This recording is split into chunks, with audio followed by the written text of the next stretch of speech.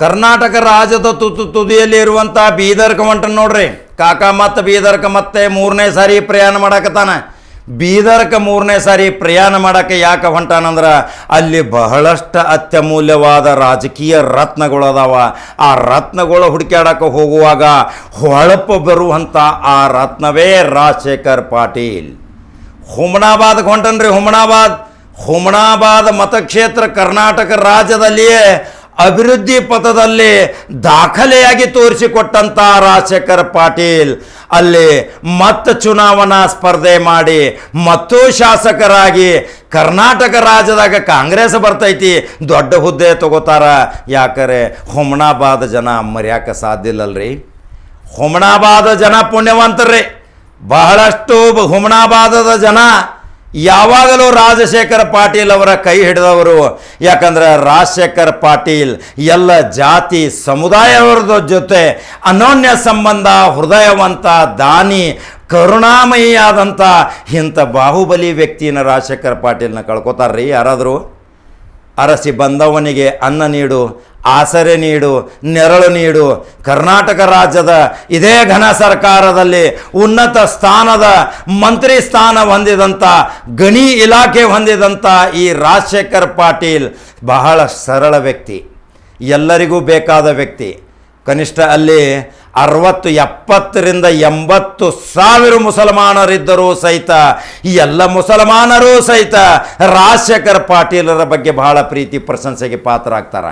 ಯಾಕಾಗ್ತಾರಂದ್ರೆ ಅಜಾತ ಶತ್ರು, ಯಾವ ಜಾತಿ ಸಮುದಾಯವರದ ಜೊತೆ ಯಾವುದೇ ದ್ವೇಷ ರಾಜಕಾರಣ ಮಾಡಲಾರದಂಥ ರಾಜಶೇಖರ್ ಪಾಟೀಲ್ ಬರುವ ಏಪ್ರಿಲ್ ಮೇದಲ್ಲಿ ಚುನಾವಣೆಯಲ್ಲಿ ಲಕ್ಷಾಂತರ ಮತಗಳದಿಂದ ಲೀಡ್ ಬಂದು ರಾಜ್ಯದಲ್ಲಿ ಮತ್ತೆ ಉನ್ನತ ಸ್ಥಾನ ತೆಗೆದುಕೊಂಡು ಇದೇ ಹುಮನಾಬಾದನ್ನ ಮಾದರಿ ಕ್ಷೇತ್ರವನ್ನಾಗಿ ಮಾಡಲಕ್ಕ ಪ್ರಯತ್ನದಲ್ಲಿ ಶತಸಿದ್ಧ ಅಂತಾರ ರಾಜಶೇಖರ ಪಾಟೀಲರ ಅಭಿಮಾನಿಗಳು.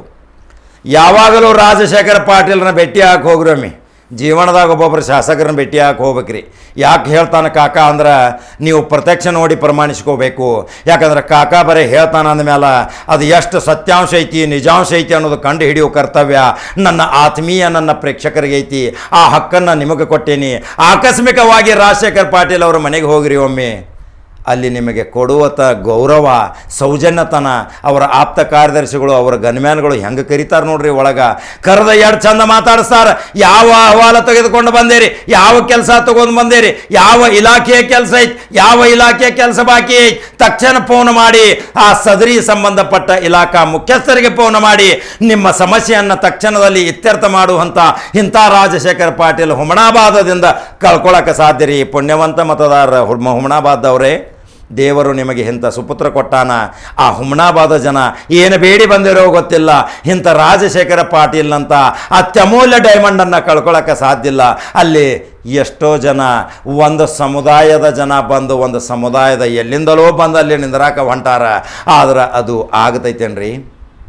ಇದಕ್ಕೆ ತಕ್ಕ ಉತ್ತರ ಕೊಟ್ಟಾರ CM ಇಬ್ರಾಹಿಮನ ಮಗ ಫಯಾಜ್ ಅಂತೇಳಿ ಅಲ್ಲಿ ಬಂದು ನಿಂದ್ರಾಕತ್ತಾನ ಫಯಾಜ್. ಅದಕ್ಕೆ ಜಮೀರ್ ಅಹ್ಮದ್ ಖಾನ್ ಒಂದು ಉತ್ತರ ಕೊಟ್ಟಾರ. ಯಾಕ್ರಿ CM ಇಬ್ರಾಹಿಂ ಅವರೇ, ನಿಮ್ಮ ಮಗನ ಬಲಿಪಶು ಮಾಡಕ್ಕೆ ಹೊಂಟೇರಿ? ನೀವು ಇದೇ ರಾಜ್ಯ JDS ರಾಜ್ಯಾಧ್ಯಕ್ಷರದಿರಿ. ನಿಮ್ಮ ಮಗ MLA ಆಗಬೇಕನ್ನೋ ಕನಸು ನಮಗೂ ಐತಿ. ಇದೇ ಕುಮಾರಸ್ವಾಮಿ ಅವ್ರಿಗೆ ಹೇಳ್ರಿ, ನಿಮ್ಮಲ್ಲೇ ಇರುವಂಥ ದಕ್ಷಿಣ ಕರ್ನಾಟಕದಲ್ಲಿ ಅನೇಕರು ಆರಿಸಿ ಬರ್ತಾರ, ಅದು ಒಂದು ಬಿಟ್ಟು ಕೊಡಂತ ಹೇಳ್ರಲ್ಲ ಫಯಾಜ್ಗೆ, ನಿಮ್ಮ ಮಗನಿಗೆ.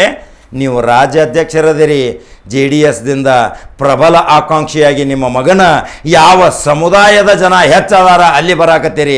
ಅಲ್ಲಿ ನಿಮ್ಮದು ಠೇವಣಿ ಸಹಿತ ಉಳಿಯಾಕ ಸಾಧ್ಯ ಇಲ್ಲ. ಯಾಕಂದ್ರೆ ಅಲ್ಲಿ ರಾಜಶೇಖರ ಪಾಟೀಲ್ ಯಾವ ಜಾತ್ಯತೀತ ವ್ಯಕ್ತಿ ಅದಾನ ಅಲ್ಲಿ ಪುಣ್ಯವಂತ ಜನರಿಗೆ ಗೊತ್ತೈತಿ. ಎಲ್ಲಿ ಬೆಂಗಳೂರು, ಎಲ್ಲಿ ಭದ್ರಾವತಿ, ಎಲ್ಲಿ ಹುಮನಾಬಾದದ ಅರ್ಥ ಮಾಡ್ಕೋಬೇಕಾದ್ರೆ, ಹುಮನಾಬಾದದ ಪ್ರತಿ ಕ್ಷೇತ್ರವನ್ನು ಅಧ್ಯಯನ ಮಾಡ್ಕೋಬೇಕಾದ್ರೆ ಅಲ್ಲಿ ಕನಿಷ್ಠ ಒಂದು 5 ವರ್ಷ ಬೇಕಾಕೈತಿ. CM ಇಬ್ರಾಹಿಂ ಅವರೇ, ನಿಮ್ಮ ಮಗನ ಅಲ್ಲಿ ಸೋಲಿಸಿ ಬಲಿಪಶು ಮಾಡಕ್ಕೆ ಹೋಗಬೇಡ್ರಿ. ಯಾಕಂದ್ರೆ ನೀವು ಕುಮಾರಸ್ವಾಮಿ ಅವ್ರ ಜೊತೆ ಒಡನಾಟಿ ಸಂಬಂಧ, ರಾಜ್ಯ ಅಧ್ಯಕ್ಷರದಿರಿ. ರಾಮನಗರ ಬಿಟ್ಟು ಕೊಡು ಅಂತ ಹೇಳ್ರಿ, ಮಂಡ್ಯದಲ್ಲಿ ಬಿಟ್ಟು ಕೊಡು ಅಂತ ಹೇಳ್ರಿ.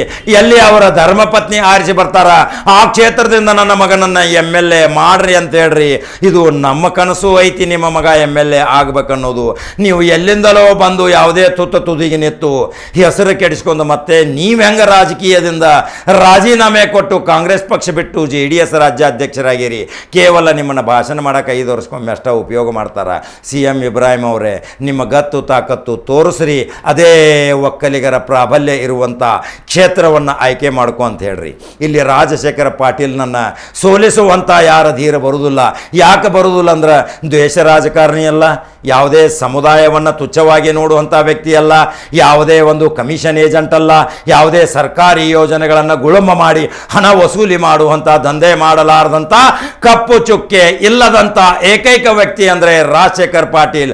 ಅದಕ್ಕೆ ಕರ್ನಾಟಕ ರಾಜ್ಯ ಹೈಕಮಾಂಡ್, ದೆಹಲಿ ಹೈಕಮಾಂಡ್ದಲ್ಲಿಯೂ ಸಹಿತ ತನ್ನ ಹೆಸರು ಮತ್ತು ತನ್ನ ಹೆಸರಾಂತ ಮನೆತನದ ವರ್ಚಸ್ಸು ಮತ್ತು ಸ್ವಾಭಿಮಾನ ಕುಟುಂಬವನ್ನು ಎಷ್ಟು ಚಂದಂಗಿ ಇಟ್ಟಾರಂದ್ರೆ ರಾಜಶೇಖರ ಪಾಟೀಲ್ ಅಲ್ಲಿ ಬಹುಮತದಿಂದ ಆರಿಸಿ ಬರೋದು ಖಚಿತ ಅಂತೇಳಿ ನಮ್ಮ ಸಮೀಕ್ಷೆ ಹೇಳ್ತೈತಿ.